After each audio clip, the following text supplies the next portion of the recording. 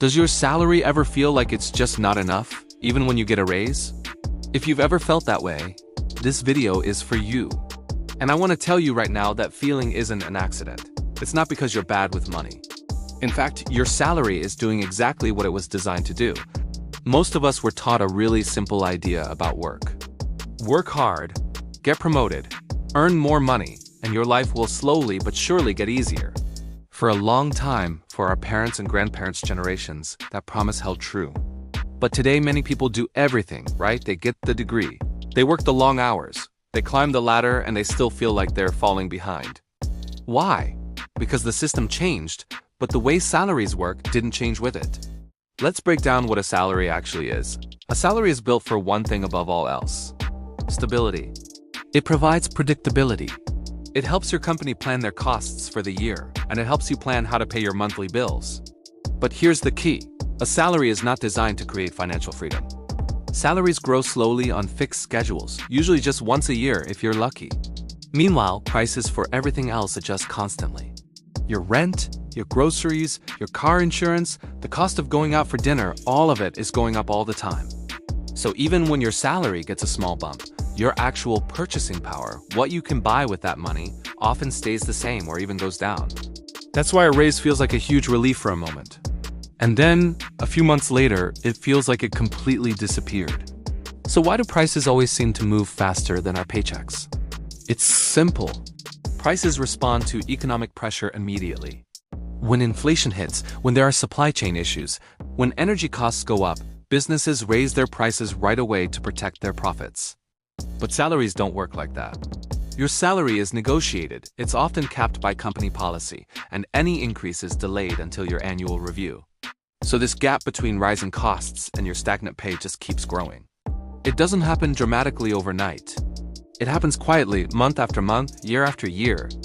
And that quiet, invisible gap is what creates that constant feeling of being behind, no matter how hard you work. Now, here's something that is rarely talked about, but it's crucial to understanding this. Over the last few decades, worker productivity has skyrocketed. Thanks to technology and better processes, the average person produces far more value per hour than ever before in history. Logically, you'd think our wages would have skyrocketed too, right? But they didn't. They've barely budged when adjusted for inflation. So where did all that extra value, all that extra money go? It went to corporate profits. It went to assets. It went to ownership. This isn't necessarily about individual greed. It's about the incentives of the system. Our economic system is structured to reward owning things like stocks, real estate, and businesses, far more than it rewards the labor that creates the value in the first place. And then you add debt into the picture, and the cycle gets locked in place. Think about it: student loans, car payments, mortgages, credit card debt. For most people, a huge portion of their future salary is already promised to someone else before they even earn it. This means that even when your income does go up, your financial obligations often rise right alongside it. So your extra effort doesn't create more freedom.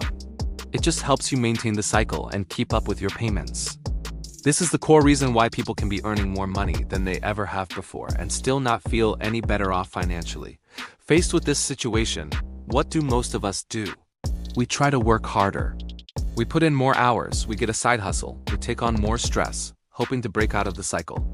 But working harder inside a system that is fundamentally capped has diminishing returns. There are only so many hours you can sell in a day.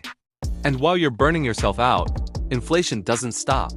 Costs keep rising, so people don't get ahead, they just get tired. I want to be very clear, this is not a result of laziness. It is a structural limitation of the system itself. And perhaps the biggest, most damaging trap in all of this is self-blame. When people don't understand these larger economic forces, they turn the blame inward. They think, I should be better at budgeting, or I just need more discipline, or maybe I'm just not smart enough with money. And look, discipline and good financial habits are important. They absolutely help. But your personal discipline cannot fix a systemic problem. It can't fix a system that is fundamentally designed to keep your income lagging behind the rising cost of living. Once you truly understand that, the self-blame starts to lose its power. And that's really what this channel is all about. This isn't about telling you to quit your job or promising some get-rich-quick shortcut. It's about helping you understand the system you're operating in. It's about explaining why your salary always feels tight, Why raises don't feel like real progress, and why doing everything right can still feel so wrong. Because understanding the problem is always the first step before you can develop a real strategy to change your situation. So my final thought for you is this. If your salary has always felt like it's just one step behind your life, that doesn't mean you have failed. It means that salaries were never designed to help people get ahead in the first place. They were designed to keep the system running. If you've ever felt stuck or behind with your money, you're in the right place. Subscribe to this channel because we're going to explore this together. Thanks for watching.